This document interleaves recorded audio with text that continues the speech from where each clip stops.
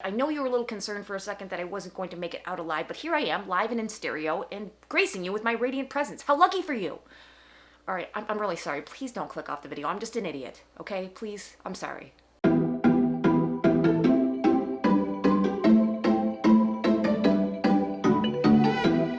What is going on, guys? My name is Sarah. Welcome to another video. Thank you so much for joining me today, and I hope each and every one of you is having a fantastic day.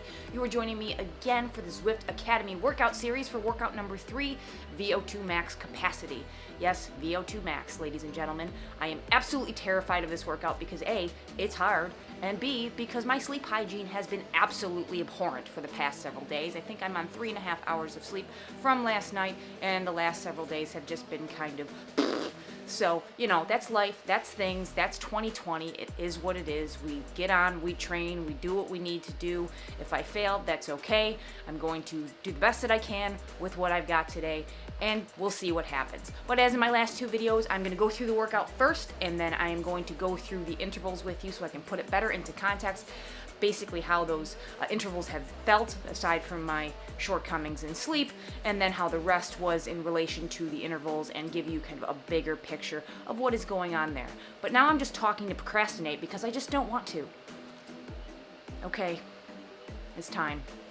Let's go.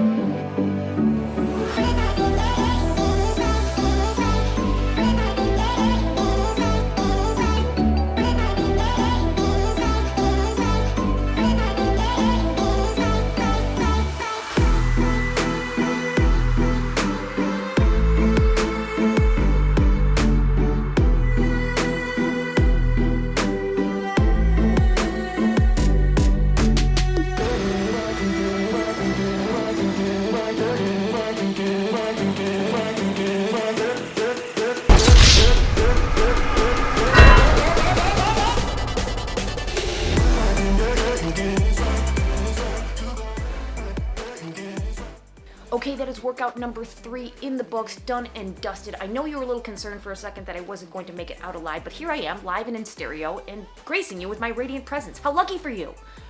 Alright, I'm really sorry. Please don't click off the video. I'm just an idiot, okay? Please, I'm sorry. I'm sorry. But at any rate, the workout was about what I expected it to be. It's a VO2 max level workout. It is a hard one. It's tough. If you have your FTP set properly and you do the intervals as prescribed and you really do give it everything you have, it will drain you. It will definitely do what the workout is intended to do. So be prepared for that type of workout. And I'm going to go through the intervals in a second.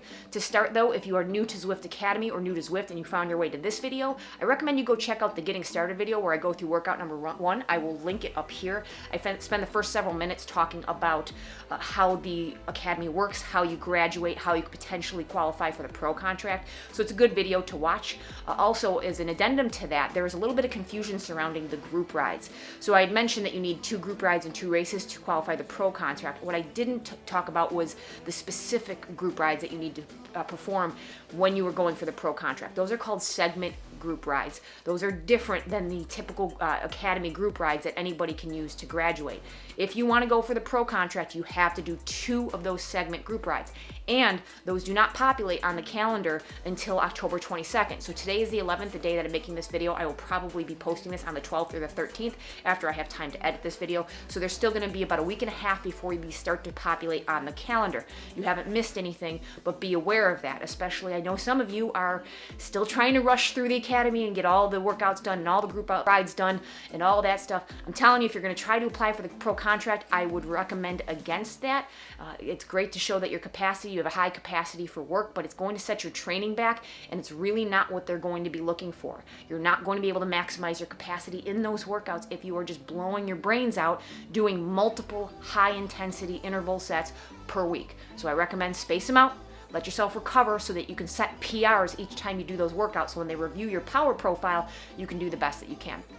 But anyway, back to this workout here. I'm gonna go through the intervals one by one, and I'm gonna read them off my phone again like a weirdo because I don't have these memorized here. So starting with the warm-up. The warm-up, as is usually the case for these group workouts, is going to be an ascending workout starting at about 50% of your FTP and topping out at 80% of your FTP. And that's gonna run for a total of 9 minutes.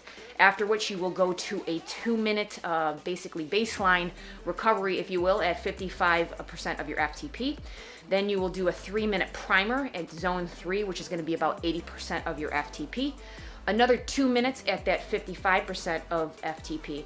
And then you're gonna rattle out the cobwebs a little bit with a 2-minute ramp up that runs from about 90% of your FTP to about 110% of your FTP. So this one, you may feel a little bit stiff. You may feel like you're not going to do well in the workout. This is pretty typical early on when you start to warm up. That's why they kind of do these primer sets, so that if there's any stiffness or any soreness in your legs, you can kind of break through that, heat up the legs a little bit, and prime that working system for the work that is to come. So do your best to get through those 2 primer sets before you think you're not ready for the workout, and it's going to move you into 6 minutes settling in back at that 55% of FTP. So see how you feel as you start turning those legs over. Hopefully you'll have worked out any of the stiffness, cobwebs, spider webs, weird webs in your legs so that you're ready to do these more difficult sets. After that 6 minutes of recovery or baseline work, you're going to go into the main set, which is 4 minutes in free ride mode. So erg is going to turn off, and basically you are going to give it your best 4-minute power effort. Now, in this case for me, I have not done VO2 max, as I mentioned, for a while, so I really didn't know where to settle in. I didn't even have a baseline number in my head. So I clicked into a nice comfortable cadence with a comfortable tension, and I landed somewhere around 125% of my FTP, which is respectable. I think I could do better. I think if I was better rested, I could have done better today, not by a ton. And I think as I train, I can improve upon that. I think I could have probably given even a little more today with things being as they were, but I was a little nervous actually to drop a gear. I didn't want to spin up my legs anymore. I was about 105 to 110 RPM for my cadence, and I didn't want to speed up my leg speed, and I was a little nervous about dropping a gear and then getting all wonky, trying to readjust, trying to bring the leg speed back up and ruining the interval. So I figured I'd rather settle in, not to mention there are some harder intervals at the end of this workout. So I figured I was comfortable that I knew I was going to be able to finish the 4 minutes. It was going to be hard, but finish the 4 minutes where I was and still complete the workout. So that will give you a very good baseline of, I know we don't usually use 4-minute power, usually 5-minute power is a metric that is being used, but this 4-minute power should be a little bit more than that. Maybe you can eke out an extra 5%. Also, in my case, I generally use my trainer power to connect to Zwift. It seems to behave a little bit better with erg than trying to translate my power pedals back to Zwift and then back to the trainer to adjust and do that power match. Zwift doesn't handle it as well as Trainer Road does. And I noticed that my trainer was trailing by 6 or 7 watts, which is typical for drivetrain loss. So, ego watts, right? Every watt counts. But so I didn't do as bad as I thought I was going to do. I'm glad I made it through, but that's a tough 4 minutes if you're doing it right.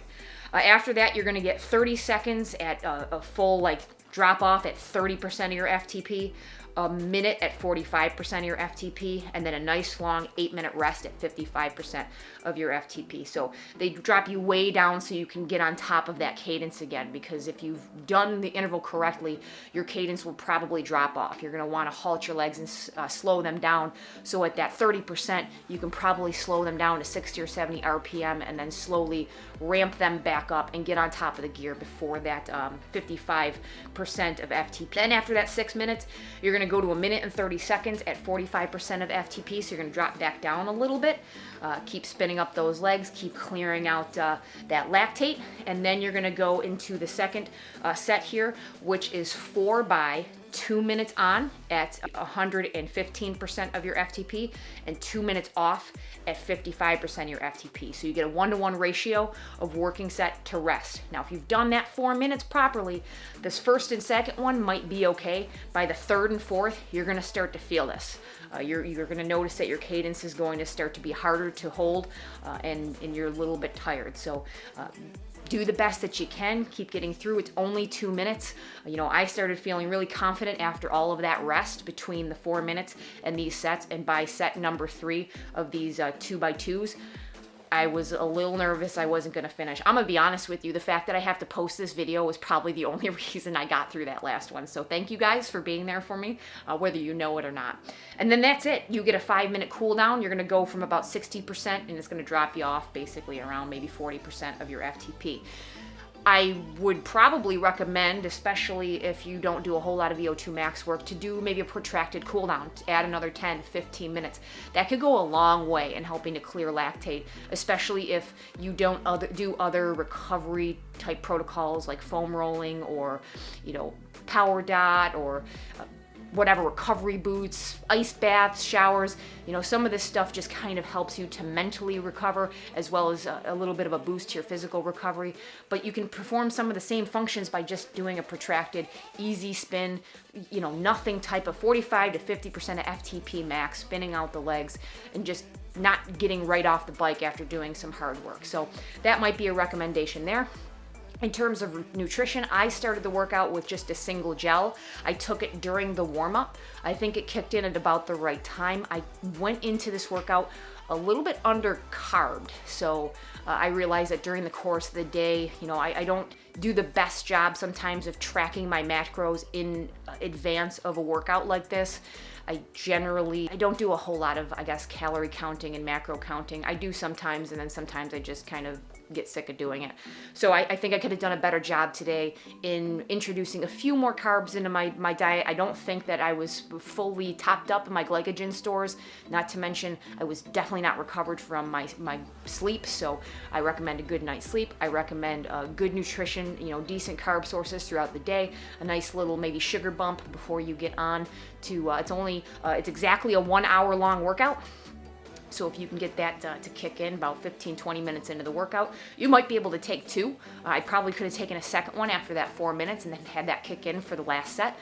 But I would recommend maybe some kind of sugar source right before or in the beginning of this workout. The other thing I might recommend is turning off erg. I didn't have that bad of a time during this workout. The last one I struggled a little bit more with. Sometimes these VO2 max sets are difficult to jump back and forth from in erg mode because they're longer sets at about 2 minutes or more each. It's not too bad. It takes maybe the first 5 or 6 seconds to really settle in, but sometimes it's just easier mentally and physically to just turn erg off and get it out of your way. So that's something that you've got to decide for yourself and you can play around with. The last thing I would recommend is work on cadence. If you are not strong at higher cadences, I would say 95 RPM or higher, this is a good workout to use those type of skills and work those within these intervals. I can tell you that you can certainly do these. There are many people who can run these high intervals at 110, 15, 20% plus at lower cadences and grind it out, but I wouldn't recommend that. Using these high torque, low cadence at 70 RPM, 75 RPM, you're really gonna burn out your legs and hurt your repeatability. So if you can start getting that cadence up and up, this is a good workout to actually practice those things because the intervals are not so long that you're gonna burn yourself out, but they're long enough that you can try to settle in and push yourself a little more each time. But use this workout as a baseline. I think it's a great workout, especially if you're new, to touch back on multiple times throughout the weeks and keep pushing that number up. Try to get a few more watts out of that 4-minute interval. You can also work on that fatigue resistance for that last 4 sets of the 2x2 minute intervals at the end of the workout. This is something that's going to definitely come in handy if you are a racer, if you ride with a hard group multiple times throughout the year. Being able to pull that last bit of energy out of the tank when you've already fatigued your body, it is definitely a good skill to have for almost any cyclist out there. So I hope that you guys found this helpful. I really enjoyed that workout. I hope that you guys have enjoyed it as well. If you've done it already, let me know what you think in the comments down below. I'd love to hear more from you guys down there. And I'm gonna get myself some recovery ice cream because, you know, I deserve it. And if you haven't watched that video already, what are you waiting for? It's delicious. Up here, go. You're still here. Click the video. I'm done here. Go up here. All right, guys, as always, thank you guys for watching. Comments, questions, concerns down below. Hit the like button. It really helps the channel out quite a bit. Consider subscribing if you haven't already. And as always, I will catch you in the next one. See ya.